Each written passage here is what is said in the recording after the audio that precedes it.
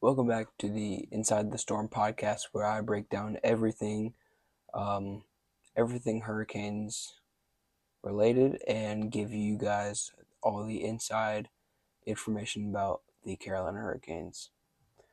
Um, we're gonna start out by addressing Seth Jarvis. So the Canes will be without forward Seth Jarvis for at least the first month of the season, and maybe even longer. General Manager Eric Tolsky announced on Friday that Jarvis had shoulder surgery and will be out probably 4 to 6 months, meaning the earliest he could return is late October. And this was June 27th, 2026, posted by on the NHL.com and on the NHL website, which I will put a picture up right here for you guys.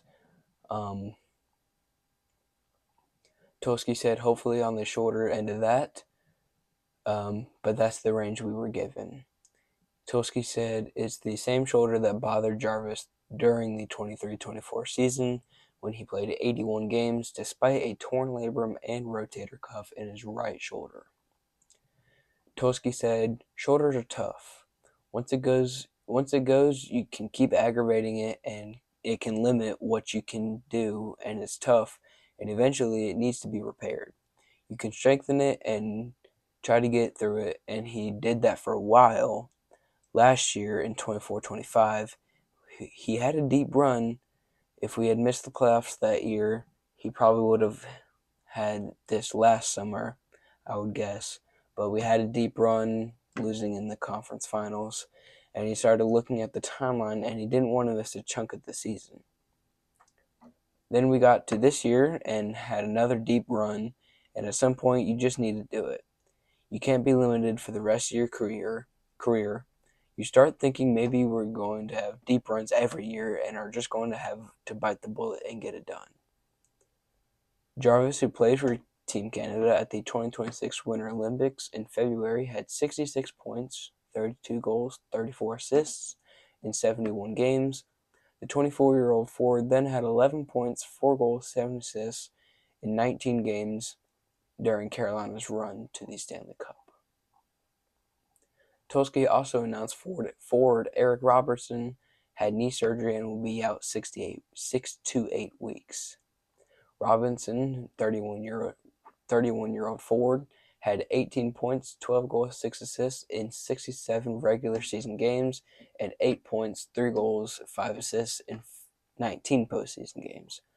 Tolsky said the Hurricanes had a long list of injuries after the playoffs, but Jarvis and Robinson were the only players who required surgery. Tolsky added that he has spoken with goalie Frederik Andersen, who can become an unrestricted free agent on July 1st, though he isn't yet sure if he will be re-signed, which he did not end up re-signing and signed a 1-year, $2 million deal in Edmonton. Like I said, this was posted on June 27th, I believe.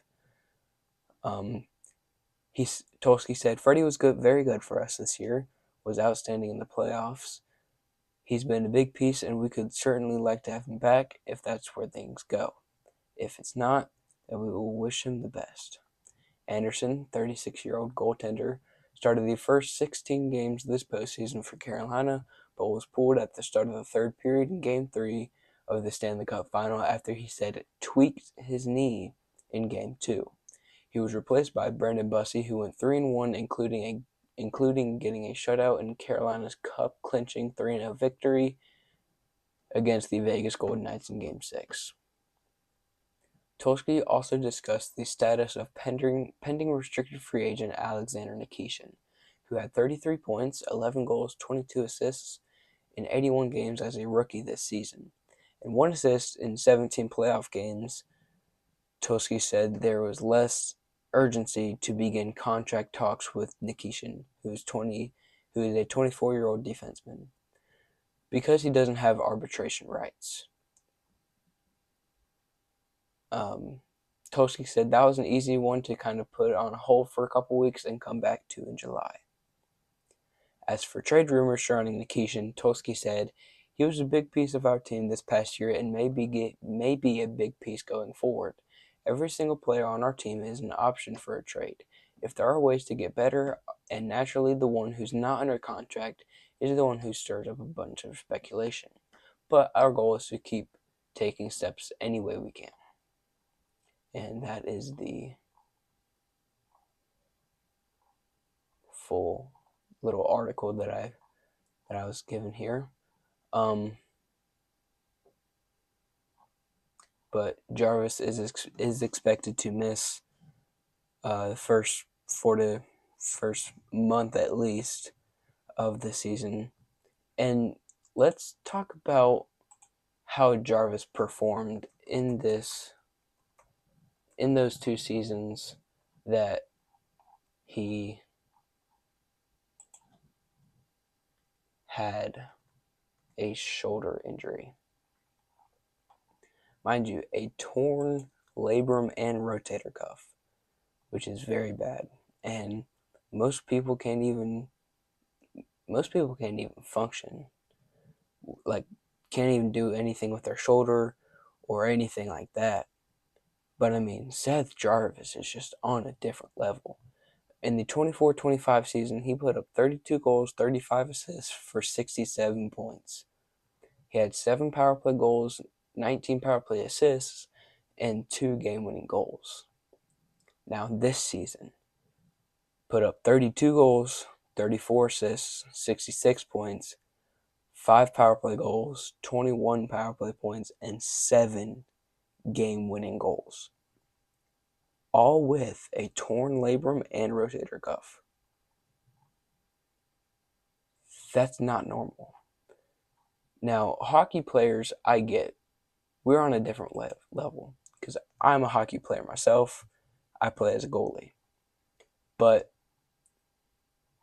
to have something torn in your body, especially something like in your shoulder, one of the most important parts, because especially as a player, like, how do you even find comfortability in shooting like that? But I mean, Seth Jarvis did, putting up 32 goals in both seasons. Like, this dude is on a different level, and he's led our team in goals the past 2 years. And drafting William Hackinson, number 51 overall, defenseman, Wiggo Sorensen, number 61 forward, Zach Lansard, number 68 forward, Mikey Burchild, number 105 forward, Ryder Fedorov, number 125 goalie. I think he's going to be an absolute dog in the future. And Zachary Jovanovski, number 165 goalie. And I've seen clips of this Ryder Fedorov dude. This dude looks amazing. Like, I can't even believe how good that dude looks. Not like looks, but like the way he performs is just, I don't know, like, who you could even compare that to, like, in the NHL, like NHL history, the NHL currently, but it's just, how can you be this good?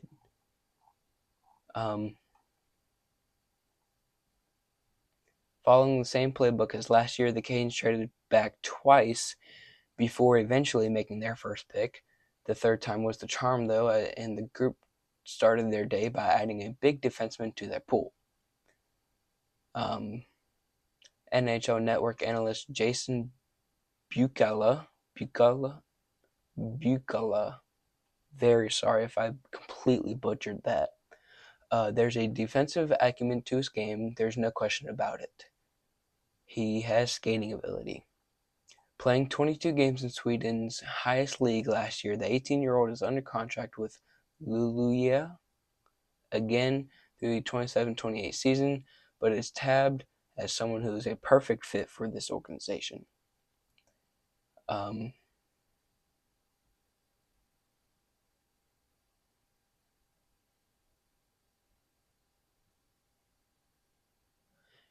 Somebody said he's a leader. He plays exactly the way the Carolina Hurricanes value their players to play. I really, really like the character of this kid. Honestly, in one of my mock drafts, I had him inside the top 25. He's a Matthias Olin type of player. A few fun facts: the big blue liner learned how to skate in his backyard in Sweden as a kid on a rink that his father made out of frozen towels. And when asked for a player comparison, he mentioned Jacob Slavin, one of the league's best, one of if not the greatest defensive defenseman in the entire league. I think Jacob Slavin is so overlooked. And yes, he gets his credits, and yes, he does all this, but the Norris Trophy is only awarded, I feel like, to the best offensive defenseman. If you're gonna have a defenseman trophy, I feel like that trophy should go to the best overall defenseman, not just if you score a lot of points. Like Cale Makar, yes, he goes crazy every year. He can score 30 goals, but also shut down your best player. Like, I mean, Cale Makar is just Cale Makar. But I feel like Jacob Slavin, even though he may not put up a lot of points, he still does amazingly, like, um, defensively. Like, Matthew and Brady Kachuk on their Wingmen pod, um, they even talk about Jacob Slavin sometimes. Like, they don't like playing against Jacob Slavin because Jacob Slavin's a big dude. He gets his stick wherever it needs to be, and I mean, um, it's crazy. Um, I feel like Jacob Slavin should get more recognition. I feel like. Um, the NHL schedule came out today. Um, I will post a. I will post a. I'm sorry, I'm completely blanking right now. Um, I'll post a picture and um, like I'll post a photo of the hurricane schedule probably later today because it is uh, middle of the night. But I will be more active on my Inside the Storm podcast Instagram page for you guys and hopefully grow my following on there. Collaborate with my Canes Cast Instagram page. I have rebranded that a couple times. I'm trying to be working with this network. It's called the North Carolina Sports Report, and it's basically just focusing on North Carolina sports. I mean, it's a great, um, it's a really great run, um, like well run, well thought through, and just taking it slowly and taking it day by day. Um, well managed, just everything about it is just amazing. Um, I was a part of it, but then me and the CEO decided that it was a better kind of um, a better idea if I just ran my own thing and still collaborated and worked with the network, but just as my own path. Um, but everybody in that network is great. I'm thankful for everybody in there and um, how they help support me and um, they just a lot of them mean the world to me. So even the ones I really haven't even talked to yet, but um, they're all great people, great human beings, super down to earth. Um, just everybody in there is just great human beings, and you really couldn't even ask for anybody else better. But that is the end of today's episode. I really hope you guys enjoyed it, and drop a follow, like, subscribe, whatever you want to call it. I will see you guys next time.